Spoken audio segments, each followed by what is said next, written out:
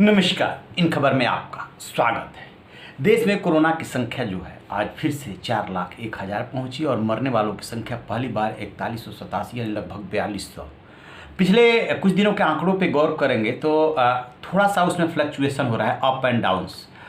4 लाख पहुंचने के बाद फिर उससे कम हो गए थे, 4 लाख से नीचे आ गया था, लेकिन अब फिर से एक बार बढ़ा है।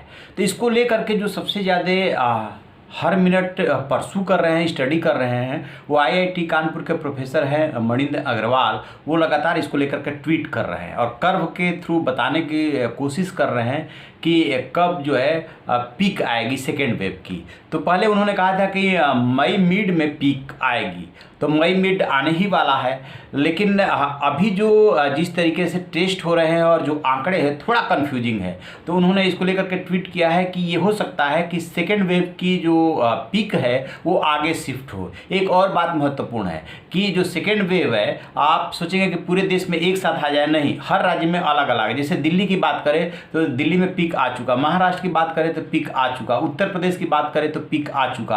अब आप देखेंगे, आंकड़ों पे गौर करेंगे कि दिल्ली में संख्या कम होने लगी, यानी कि 20,000 से नीचे संख्या आने लगी है। ठीक इसी तरीके से उत्तर प्रदेश में भी संख्या कम होने लगी है। महाराष्ट्र में और खासतौर से मुंबई की संख्या तो 11,000 से घट करके 3,000 पे आ गई है। लेकिन यदि दूसरे राज्यों का एग्जाम्पल लेंगे, और जैसे पंजाब वगैरह है, पश्चिम बंगाल है, उड़ीसा है और राज्य, तो वहाँ पे अभी पीक आनी बाकी है। तो कहा यह जा रहा है कि ये पीक जो है मई मिड के बजाय और आगे शिफ्ट हो सकती है और अलग अलग राज्य में अलग अलग समय आ सकती है। तो क्या ये जुलाई तक खींच सकती है दूसरी वेव की पीक? हाँ, ऐसा ही कुछ अंदेशा जताया जा रहा है कि जुलाई तक खींच सकती है। तो ये तो रही बात कि कुछ राज्यों में पीक आ करके और लौट रही है, लेकिन इससे ज़्यादा जो चिंतनीय बात है वो ये कि जिस तरीके से केंद्र सरकार के प्रधान वैज्ञानिक सलाहकार के विजय राघवन ने कहा था कि तीसरी वेव आएगी और उसे कोई नहीं रोक सकता, उस पर प्रोफेसर मणिंद अग्रवाल ने भी मुहर लगाई है और उनका भी कहना है कि उनकी गणितीय गणना बता रही है कि तीसरी वेव आएगी। अब सबसे बड़ा सवाल यह है कि तीसरी वेव कब आएगी, क्योंकि जब तक दूसरी की पीक नहीं आएगी, वो डाउनफॉल पे नहीं जाएगी, तब तक तीसरी पीक आएगी नहीं। तो तीसरी भी पीक के बारे में माना जा रहा है कि ये सितंबर अक्टूबर तक आ सकती है। तो ये जो है चिंतनीय बात है कि जैसे ही ये दूसरी वेव खत्म होगी वैसे ही तीसरी आ जाएगी। वैसे भी तीसरी के लिए ये कहा जा रहा है कि जब भी आएगी वो बच्चों के लिए बहुत ज़्यादा खतरनाक होगी।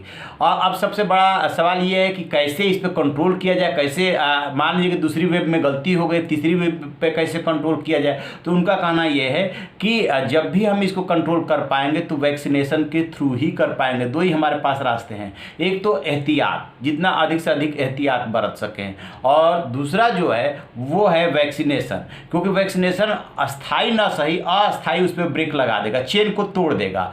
तो वैक्सीनेशन, अब 135 करोड़ के देश में वैक्सीनेशन का काम इतना आसान नहीं है और इतना जल्दी संभव भी नहीं है, क्योंकि जैसे ही अभी 18 से और 44 साल के एज के बीच वैक्सीनेशन का काम शुरू हुआ, वैसे ही कई जगह से ऐसी खबरें आई कि वैक्सीन ही नहीं है तो लगेगी कैसे। ऑलरेडी जो 45 साल से ऊपर का जो कार्यक्रम चल रहा है और जिनको 2 डोज अभी नहीं लग पाई है वो काम अलग है, और इधर जो है यंग आबादी को लगाना काम अलग है, और बच्चों पे खतरा है तो बच्चों के लिए भी काम चल रहा है, रिसर्च चल रहा है, वो अलग है। तो इतनी जल्दी वो भी नहीं हो पा रहा है। तो अब तीसरी वेव की तैयारी कैसे हो, इसी उधेड़ बुन में वैज्ञानिक, एक्सपर्ट्स, सरकार, सत्ता सब लगे हुए हैं और किसी तरीके से कोशिश कर रहे हैं कि दूसरी वेव जल्दी खत्म हो, यानी कंट्रोल किया जाए, खत्म होने से मतलब, और तीसरी वेव की अच्छी तैयारी हो। तो आप रहिए बेखबर, देखते रहिए इन खबर।